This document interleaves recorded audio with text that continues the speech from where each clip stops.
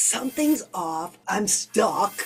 What I have isn't working, but I don't know what to do next. Hello, welcome to Parents Talk. I was at a networking event recently and I ran across Trish John and I just thought, wow, you parents just really need to hear what she does in the world and how it could help you and your kids. So I'm going to jump right in here. Trish, tell us what you do and how you got into this. Well, thank you for having me on the show. I appreciate that, Francine.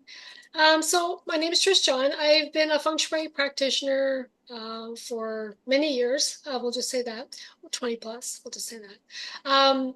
The way I got into it was I was looking for something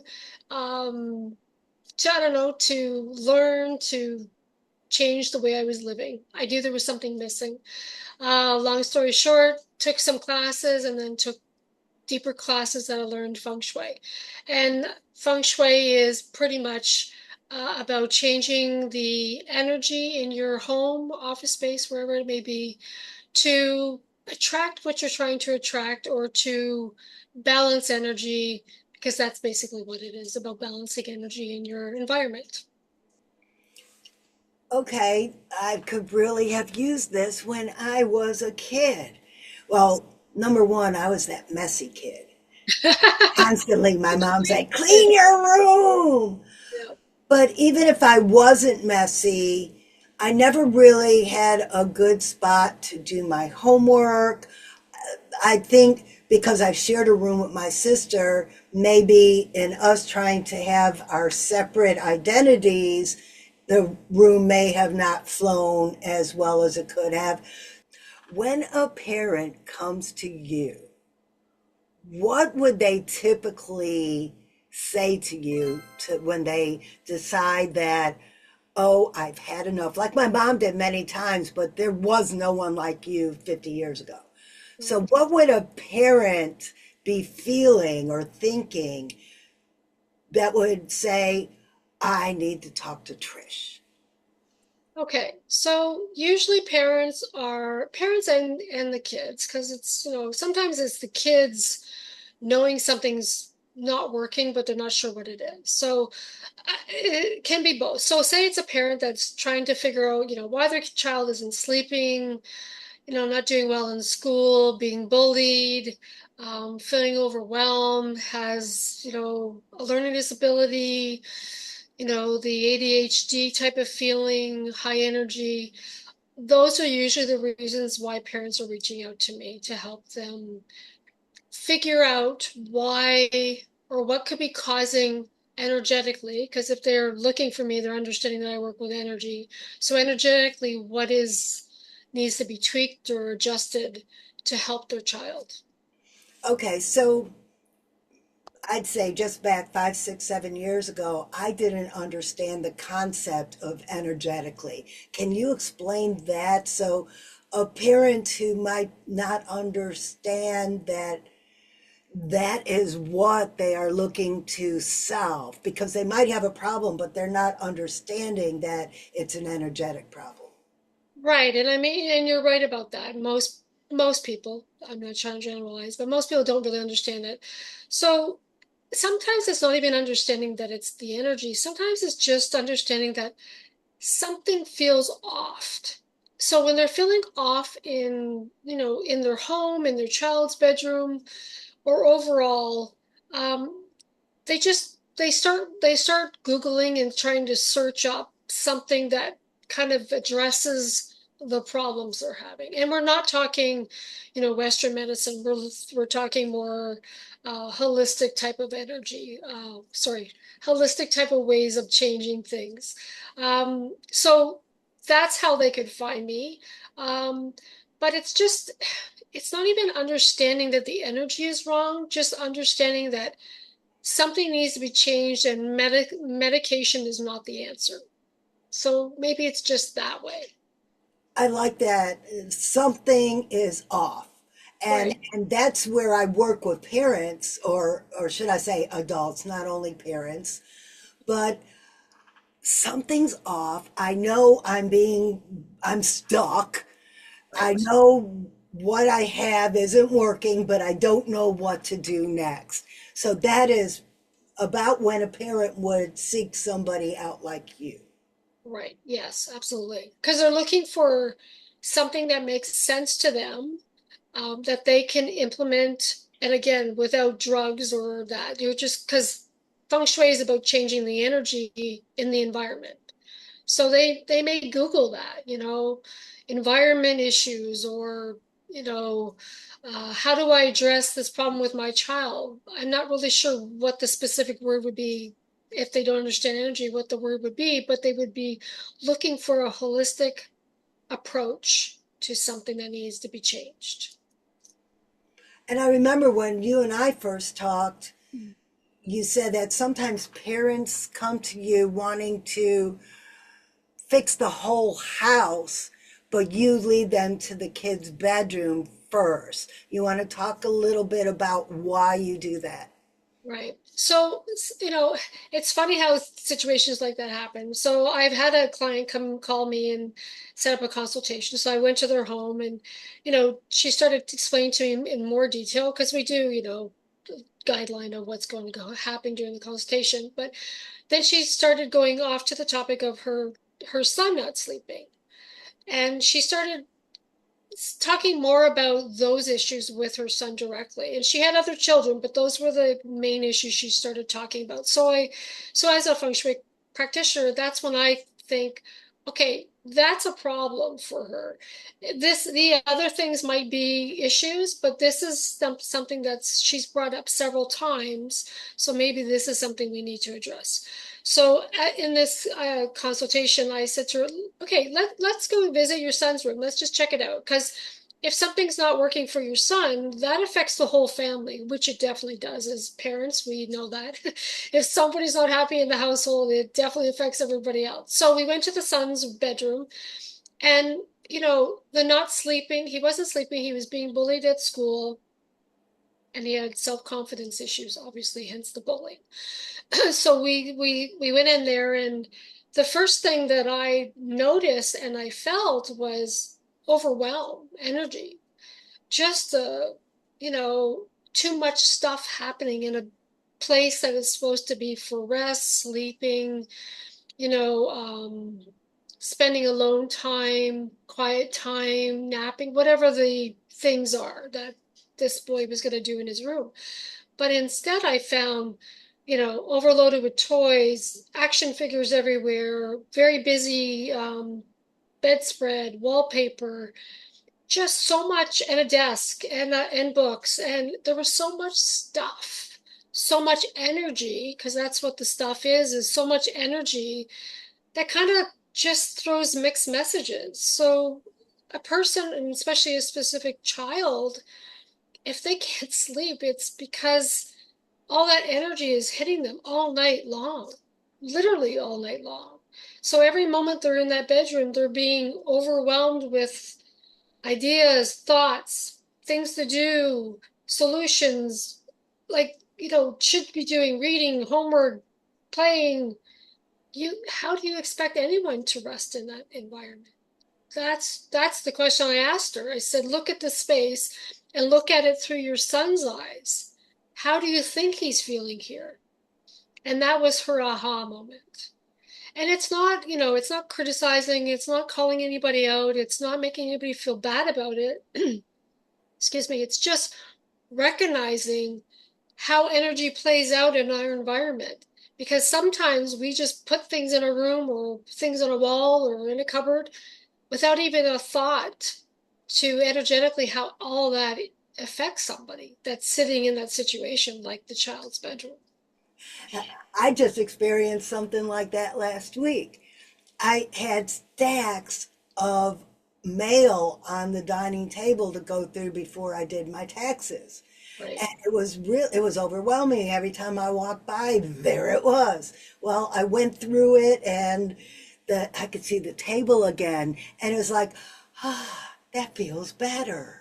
Right. And that's what you want your child to feel when he or she goes into their bedroom. You want them to take that.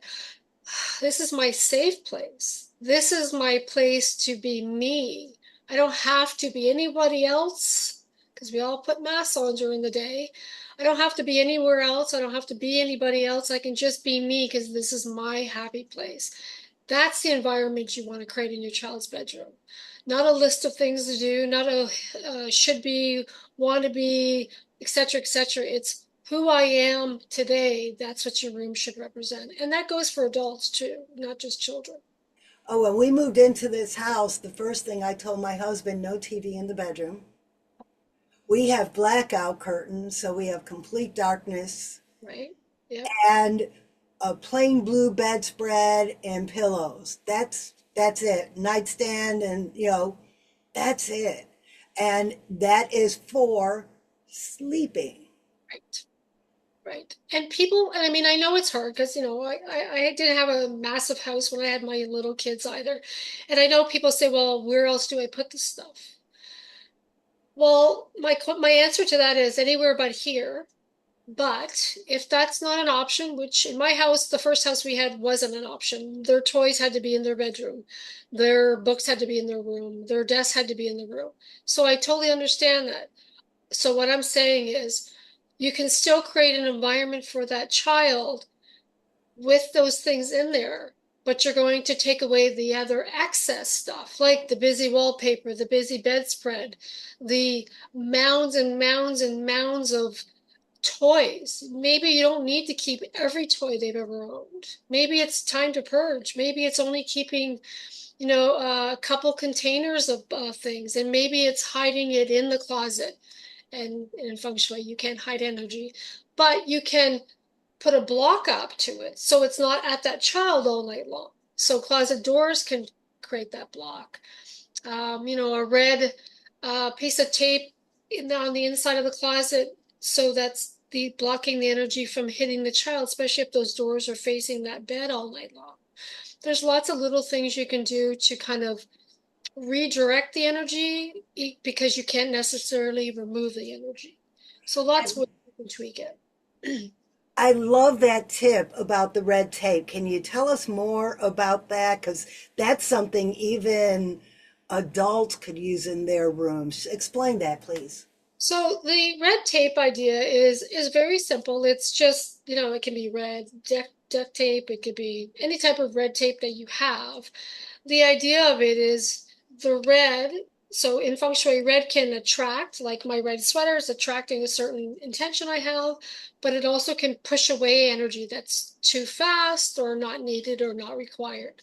So in a child's bedroom or anybody's bedroom or any room for that matter, you can put the red tape on the door. So ideally, you want the red to be attached to the door. So say this is the door. So the red tape is on this side, inside the closet, as the example. And the intention is you're pushing away so the child's energy is not having whatever's in that closet come at it all day, all night long, or even all day if the child spends time in their room for whatever reason, right? What, taping up like a red piece of paper or You something? can do a red piece of paper. You can do anything with the red element, tape, paper, Or a shirt, hang a shirt on the back of the door? you can hang the shirt on the back door. Like I said, the red sweater on the back. You can be very creative and think outside the box. If that is not something you can do, that for whatever reason, maybe you don't have a closet with doors. That happens too. You can put the red tape or the red paper on an item. So say it's the, wall to wall IKEA shelving with all the toys that the child has. Maybe it's just putting it on one of those doors or pull-out units with the thing, but intentionally it's the whole unit you're pushing away from the child. The feng shui I practice is black sect. It's very spiritual. It's not it's not a religion, by the way, but it's also not fear-based. It's about creating an environment that is complementing or supporting your environment. So every feng shui cure that I would recommend is easy, is useful, is something that's just going to tweak the energy or adjust the energy or do whatever you need it to do. So, like I said, anything that you have that is red, you can put there. If it's even like, a heart-shaped red object. You could place that on the nightstand beside your child's bed with the intention of it pushing away all the non-beneficial energy, which could be the toys, the books, the desks, etc., etc., etc. I'm going to But do that today. That is just so easy. so easy, right?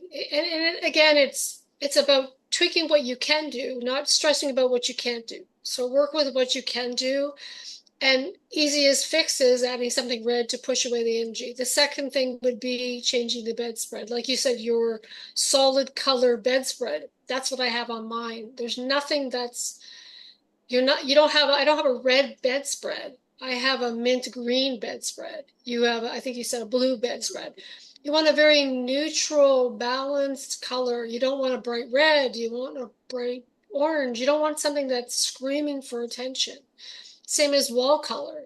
You want a very neutral color. You don't want anything on the walls that are saying, look at me, pay attention to me, I need your attention, because that energy is very overwhelming. And especially like you see posters on kids' walls with action figures. Well, a lot of action figures can be very aggressive energy because that's who they're portraying, which is fine, but not in the bedroom. So that poster belongs in a playroom, does not belong in a bedroom. That's the kind of the idea of what you're thinking of, is you're looking at a bedroom as a child, whatever age they are. So anybody under the age of 18, you're looking at the room in their eyes, not your eyes. And they may think, well, I want that action figure because I know I idolize them. I want to be like them. Again, doesn't belong in the bedroom. Or maybe it belongs on the inside of the closet door, not on the outside of the closet door.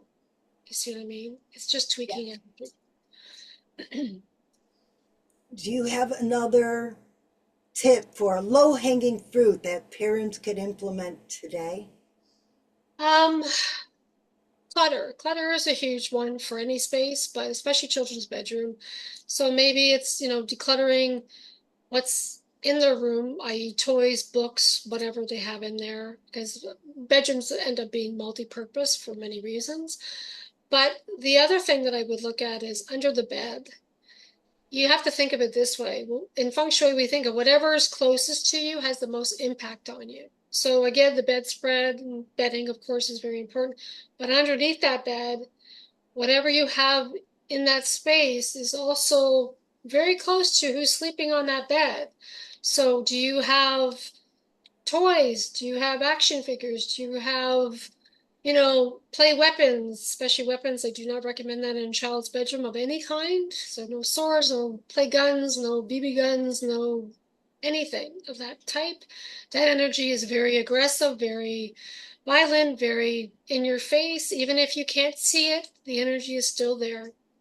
So clearing underneath the bed. There should ideally be nothing under a child's bed. But again, we all live in the reality world.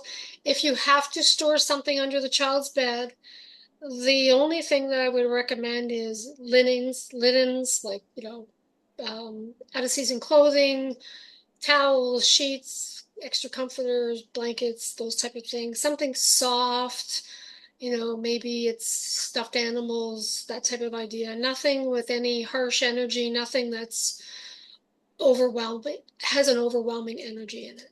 Sure. Okay, now that's more for the young kids, and because we talked about playrooms and action figures, what about moving into high school where the kids are going to be using their rooms as their personal space? They're going to be talking on the phone to their friends. They're going to be doing their schoolwork. How would that shift? That's a good question. So, when my kids were little, thankfully, we were just starting to come out with cell phones and all that. So we really didn't have that issue. Different world. But for today's world, most children have, or most young adults have cell phones, computers in their bedrooms, TVs, and all of gaming and all that stuff. So, of course, I would say don't have that in this space because that's a very active energy, even when things are turned off. But the reality world is that that is usually the situation where that is. So A feng shui cure is to cover everything at nighttime when it is downtime, putting phones as far away from the bed as possible, not having them beside the phone or worse yet, on the bed with them, especially at the head, because that's a whole different conversation. So as far away as possible, all electrical things, PlayStations, computers, laptops, all those things, excuse me, covering them with a cloth, so something a very, neutralized color that you can just kind of drape over things at nighttime.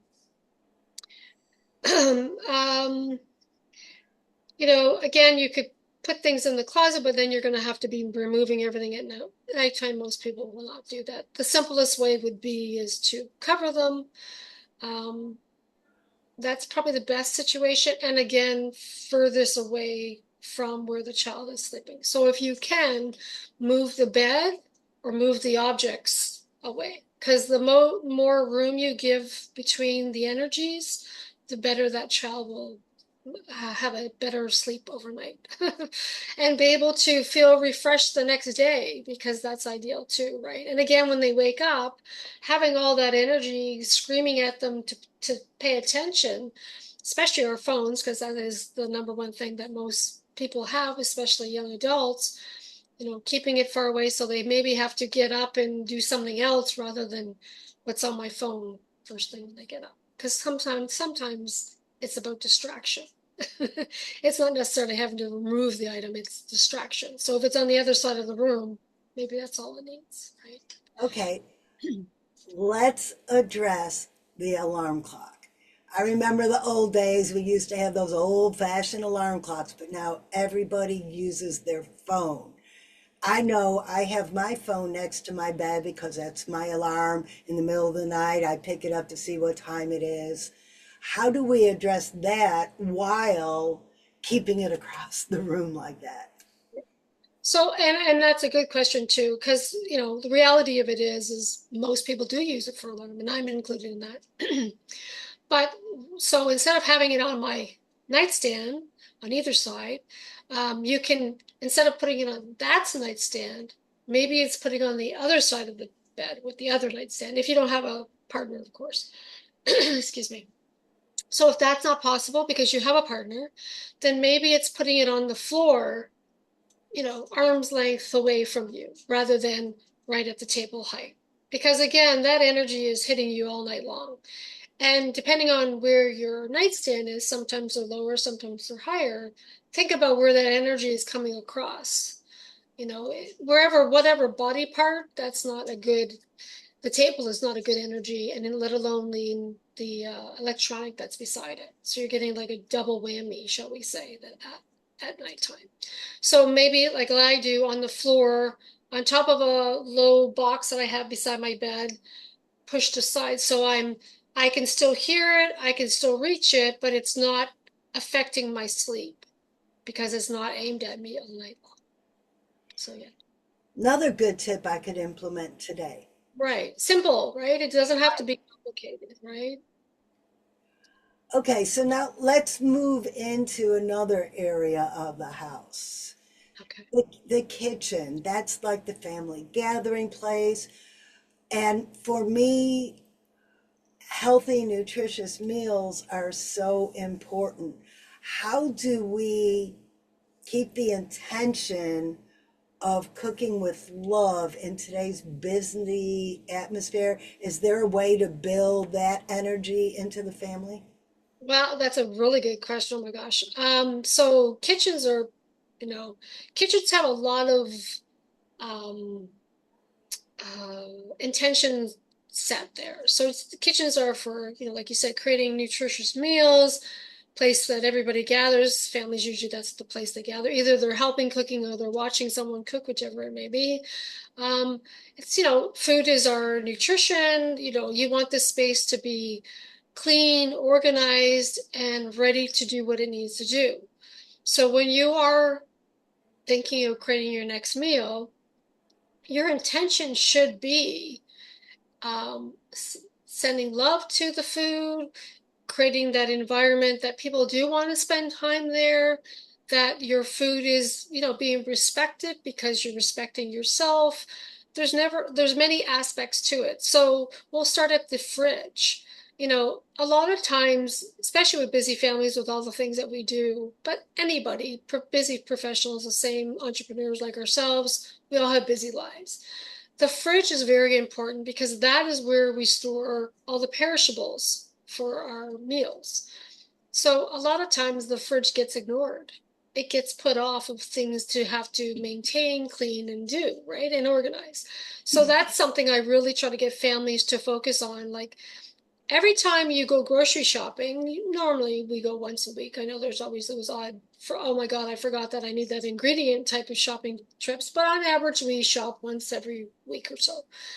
But before you go shopping, that's your cue to clean out the fridge. And I'm not saying it has to be a drag everything out, clean it from head to toe type of ordeal. That's once a month, every 6 weeks, whatever time you have.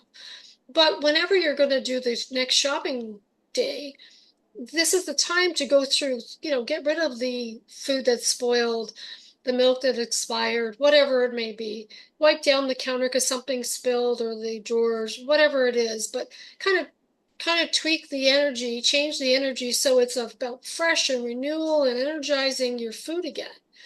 Because moldy food, expired food, old food, that's a really non-beneficial energy. That's a very low vibration. You want a high vibration in your kitchen, especially, but or especially around your food. You want it to be clean, organized, and ready to, do what it needs to do, is give you those nutrients that you all need. So the fridge is the ideal spot to start before you go grocery shopping. It's about, emptying the recycling bin, compost if you do that, the garbage, don't have it always overflowing. Because the intention is you're creating meals to support your health and whoever you're cooking for.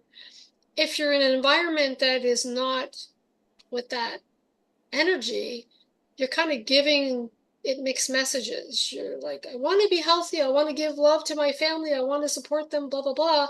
But the environment's saying, yeah, no, not really. So you have to balance that energy by doing that, by creating that environment in your kitchen that says, healthy meals are here, family connection is important to us. We want to send love to our food. And simple ways of doing that is you can Reiki food. If anybody that knows Reiki, it's just a movement that you're Reikiing your food, but you don't even have to do that. You can just connect to the food that you're making and sending it love. It's very simple. It's not overcomplicated at all. I once read somebody did an experiment that they had 2 cups of water, and one they praised and appreciated and sent love to it, and the other one they sent all of their negativity to it. And that the after a while, the 2 cups of water changed colors. The negative one got darker, and the good one got clearer. And then they started doing that and drinking the clear one, and they actually started healing their body.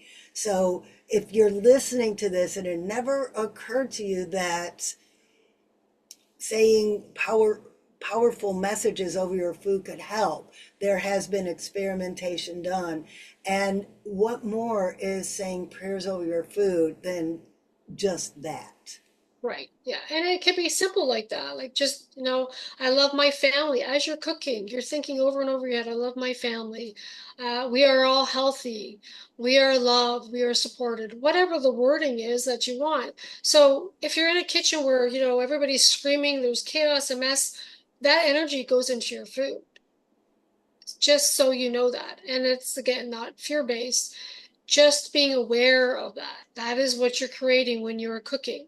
So take a moment, get things a little more organized, be a little more calmer when you're cooking, have a calm environment, and that alone is sending the better intention into your food. Yeah, I used to be the ultimate multitasker, especially when I was still working. I would be cooking and I'd make sure everything was as efficient as possible, doing 2 or 3 things at one time while listening to maybe a book or a educational video. And one day, my coach told me, just do one thing. And I did. I just made brownies for my husband. Right. And no book off to the side listening to it, just one cooking one item, not even trying to be efficient about it, like doing the Rachel Ray and getting everything out of the refrigerator all at one time, just enjoying the process. And he told me that the brownies tasted better. Right? Because that love he felt, because your mind was focused on what you were doing, not to what you were thinking. Because thinking about the book you're listening to, or the podcast you're listening to, or the kid that's talking to you, you know, it's all good, but it's really not encouraging that food to have any benefit at all, except let's put a little more overwhelm into you. That's what you're saying to it, right? I remember I was living with my in-laws and they had two young boys, and it was always chaotic. No one wanted to cook. They ordered out most of the time or just had a bowl of cereal, right? Well, I started cooking and the boys were being chaotic as normal. So I started to include them in on the process. I started doing little lessons on measurements, on measuring the food, simple addition. If you if I asked you for 3 tablespoons and then you need 3 more tablespoons, how many tablespoons is that? Right. So just these simple little things calm the chaos, and everybody was calmer when we ate. There was actually a family meal in that house rather than everybody making a sandwich or sitting down with the bowl of cereal by themselves. And I felt more relaxed. And I don't know if I ever made an impression on them, but you know what? It did wonders for me. Right? And isn't that true too, right? And you absolutely did. Even if they've never spoken those words to you, because maybe they didn't even recognize it. But I bet they started looking forward to those meals, right? And Right, especially with young kids, you want kids to be involved in cooking because they don't learn otherwise. You think they just learn by watching? Most people don't, let alone children. They definitely don't. So the more involved you can get them, absolutely. And that's even putting their energy into the food too. And then they feel proud and they feel like they've accomplished something and they've learned something. And isn't that what we want our kids to do, is have all those wonderful feelings about themselves? Because that gives them confidence. and well, especially that was in the deep South where men were men and women were women, and that cooking was a woman's job.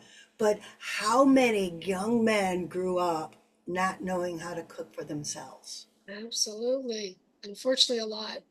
Yeah, and just those boys now understand just a little bit more about what goes into making a meal. Don't know that they ever cooked a full meal again, but at least now they know what's the effort that's put into it. So when their wife does the wife's duty, at least they can appreciate a little bit more what she's doing. And that's the goal, is to get them to at least appreciate it and understand what it takes to create a meal from start to finish, right? We're Right. talking from scratch, not microwavable. Yeah. And it was funny because, like I said, these were my in laws. And I wasn't raised that way. Right. My brother was cooking full meals when he was in middle school because my parents worked. So, and I was already in the Navy, but I was hearing reports of my baby brother. My mom would come home and they'd have fresh baked bread and a full meal cooked. And Oh my that's the way I was raised. So to go to the South and see the other way people lived was a real culture shock. Sure it was. My gosh, yeah. Big difference. Yeah, Big difference. but now back in, well, I guess that is kind of feng shui in a roundabout way because it was moving that energy.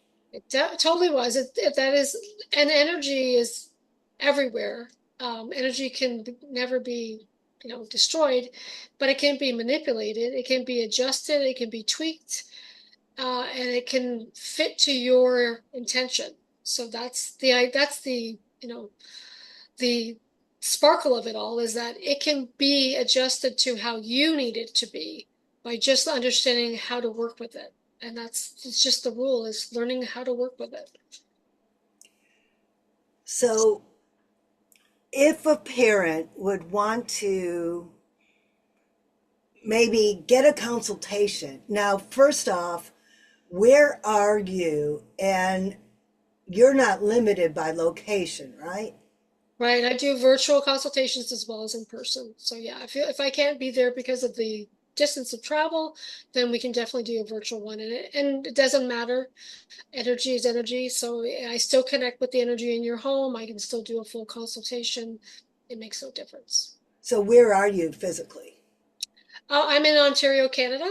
Ontario, Canada. Okay. So, for those of us in the US, how would they reach you to get this virtual consultation? So you just go onto my website. It's magicalspaces.ca, and you can just click on the link that says "Work with Me," and it will give you the different types of services I offer.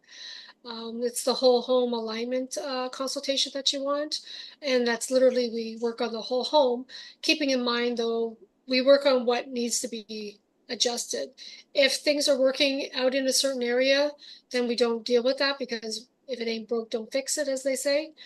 We only want to work on the things that you need to adjust, not things that are working fine, because why would you waste the time doing that, right? And the adjustments can be simple, like the red tape example. It can be a bed positioning. It can be, decluttering. It can be many simple little things. I never recommend renovations. I don't expect you to renovate a bathroom because that's not the ideal location. It's about tweaking whatever is in that location to make it work for you. And I just want to bring into this. This is the Bagua map, and that's the map that I use by placing it on your floor plan. So I can explain to you where your wealth area is, where your health area is, where your helpful people area, et cetera, et cetera. Because there's 9 areas on the Bagua map. Can you explain a little bit more what that's all about? Sure. So the Bagua map, like I said, has 9 areas. They're all connected. The center area is your health. I'll bring it a little closer so you can see it. Center is your health, because without your health, nothing works in life. You certainly can't go to your job and make money, and you certainly can't take care of your family if you're not able to. So when you start at your front entrance, your door is in skills and knowledge, career, or helpful people. It's always in one of these areas, no matter which direction, because I don't do compass feng shui. I do black sect feng shui, SECT.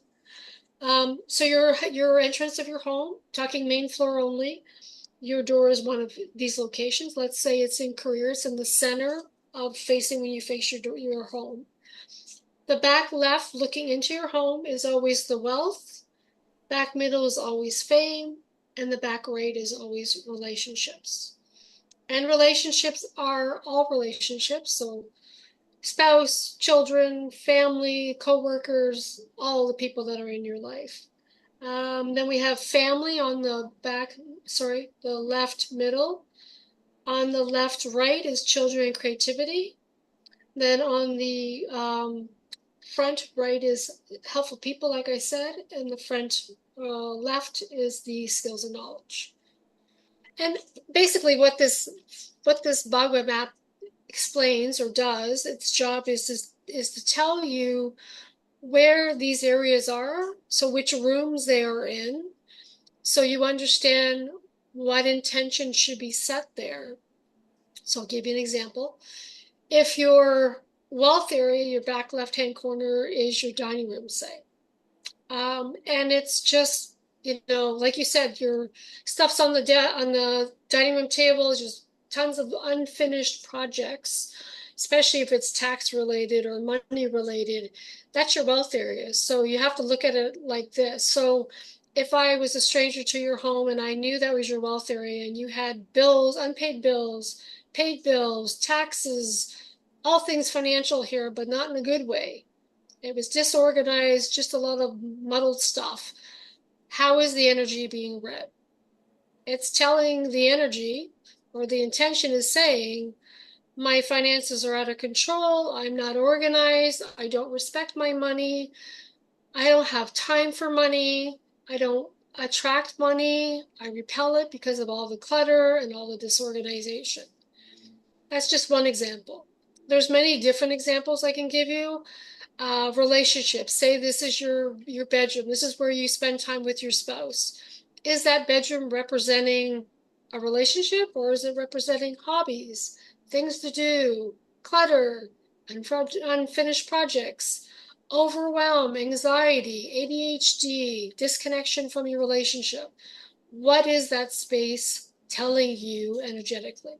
And in Feng Shui, we say your environment is a reflection of your life, and your life is a reflection of your environment.